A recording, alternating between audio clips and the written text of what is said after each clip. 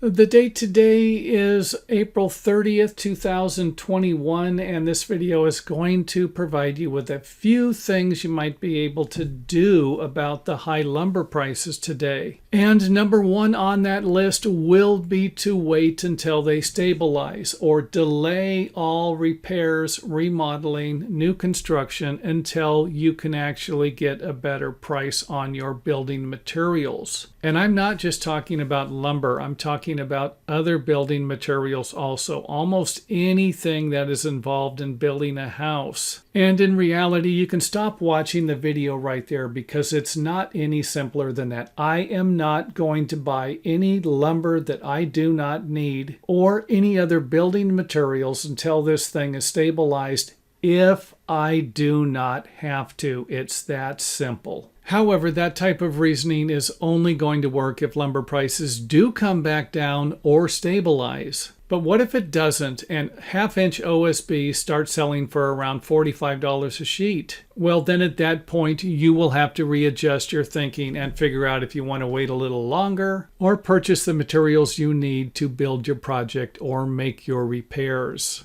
Next up, let's take a look at a couple of options for those of you who do not want to wait, and one of those options would be to make your own lumber. And I would imagine for over 99% of us that will not be an option, so I'm not going to spend much time on that one. Another option would be to check out some of the rehab building material supply companies in your area who would be selling used building materials like these windows or the lumber that would have been removed from an older home during a remodeling project or even a whole house tear down. Next up on the list, maybe check out some of your local internet websites that offer cheap or free products like lumber from people living in your community. And before I made the video, I went on to Craigslist and typed in free lumber and it popped up a bunch of stuff. Now, I'm not suggesting that all of this stuff is going to meet your needs. However, it will provide you with another option. Now let's go ahead and take a look at breaking shipping crates apart and using the lumber from them. And I've used this lumber for a variety of different repairs I've done all over my house.